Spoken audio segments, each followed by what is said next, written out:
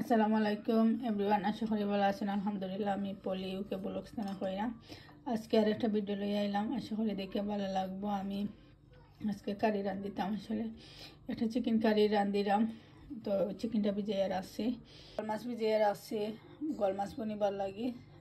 আর একটা মূলা কারি রান্ধিম আমি সুটকি দিয়ে। আমার হাজবেন্ডে খাইতে কইরা, আর আমার যারা হইয়া গেছেন আলু ভাজি করবার লাগি। তো 4টা কারি আমি রান্ধিমো, আর আপনার লগে একটু দেখাইমো কিরা নইলো আমার রান্না। কমেন্ট করে জানাই। বার যারা সাবস্ক্রাইব করে দিলেছেন থ্যাংক ইউ, যারা সাবস্ক্রাইব করছেন না প্লিজ সাবস্ক্রাইব করে দিবার, আমার লগে থাকবো, আমার সাপোর্ট করবা। এখন আমি চিকেন কারিটা আগে বইলাম। চিকেন কারি লাগে পেঁয়াজ আর লবণটা দিলেছি, আমি পেঁয়াজটা একটু ব্রাউন করে এলে তো সবজাতের মশলা দিব, একটু লাগিয়ে দিলাম। লাগিয়ে দিলে এত মুড়ো ধরতে নয়। সবটা মশলা দিলাইছি, দিয়ে আমি চিকেনটাও দইয়া দিলাইছি। তারপর একটু লাড়িয়ে দিব আমি। আর মশলা দেওয়াটা আর দেখাইছি না, এভরিথিং যেটা আমরা ভিডিও দিই। আর এখনকে মাছের কারিটা মশলা দিলাইছি। আসলে এখনকে চিন্তা করে আমি বনিতাম না, কমলার দখল দিতাম। আসলে কমলার দখল দিয়ে আমার হাজবেন্ডও ভালো খাইব, আমার হরিও ভালো খাইব।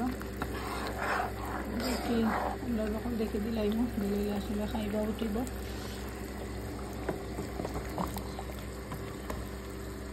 কইলাম মূলা কারি রান্ধিতাম, মূলা কারি আর আজকে রান্ধিতাম। আসলে ইচ্ছাটাও রয়েছে, মূলা ভাজিও রয়েছে, ওখানকে আলু ভাজিও করা লাগবো হরির লাগি। তো বাক্কা কারি যে আসলে রোজা মাছ সত্যিটা খাওয়া যায় না, আরও নষ্ট হইব।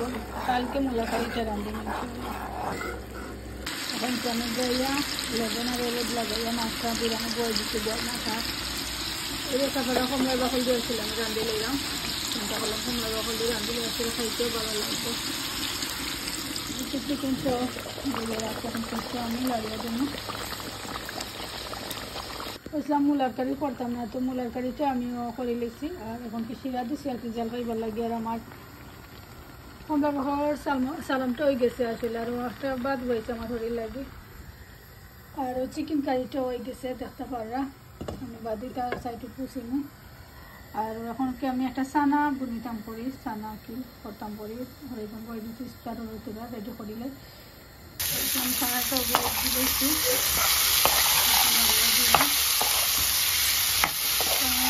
আলু দিতে পারা লাগবে।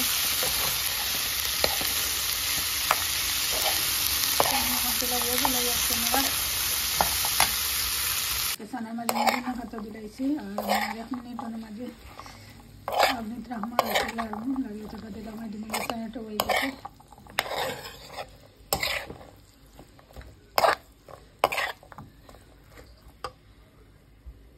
আমার সানাটা দেখতে পারা হয়ে গেছে। আমি এখন নামাই দিছি, নামাই এখন কেমন গুড়িয়ে রাখি দিব, গরমও তাওবা গুড়িয়ে রাখি দিব।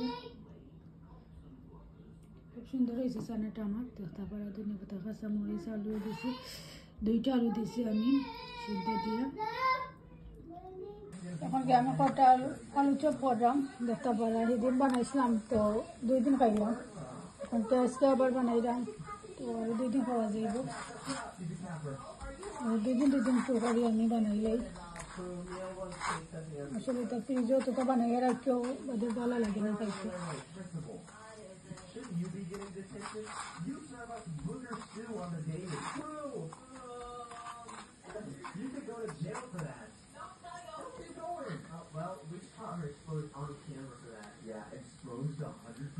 আবার ডিমও হারাইয়া খাইলেও ভালো লাগে আলু চপের ভিতরে, কিন্তু আমি আজকে করলাম না, যেদিন করবো ডিম হারাইয়া করবো। তো আমার আলু চপটা রেডি হয়ে গেছে, আমি জানাই দিয়েছি। এখন তো একটু ফ্রিজও রাখি দিব, আর ইফতারের আধা ঘন্টা আগে বা করিয়া ফ্রাই করবো। আর এই টিভি আসলে চলে আমার কাছে, টিভি জায়গা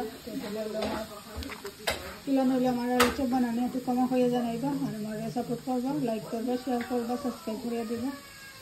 এখন কি আমি ডালি বড়া করবার লাগি ডাল কুটি লেগেছি, আর পেঁয়াজ কাঁচামরিচ লেনা পাতা সবটা খাইতে রাখি দিছি এখানো। আর কটা ডিম 4টা ডিম আমি বয়েল করাম ইফতার খাইবার লাগে। আমি ডালি বড়াটা আগে করে নিলাম, করে চেষ্টা করি সারা ফ্রাই করে নিলাম দিয়ে দিছি। এমনকি আমি দেখতে পারা ডালি বড়া বানাই লেছি, আর বেগুনিটাও বানাই লেছি। আমার বেগুনিটা এত সুন্দর হয় না, জানি না ফেনে। আর এখন কি আমি আলুর চপ ওভেন থেকে ফ্রাই করাম।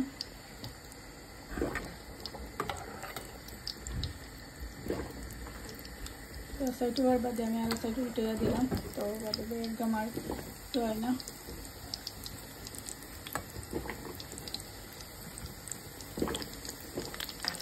পুরোপুরি সব প্রিন্টার করে নিলাম।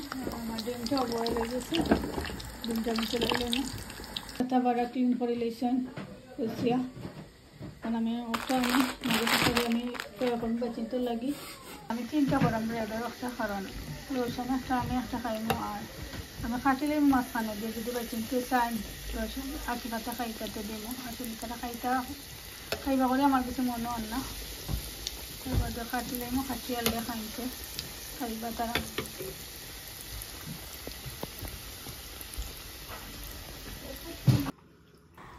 আসলে আজকে আমার ভিডিওটা আর কিলান হইলো, আপনার কাছে কিলান লাগলো একটু কমেন্ট করে জানাইবা, লাইক শেয়ার কমেন্ট করতে বলবা না।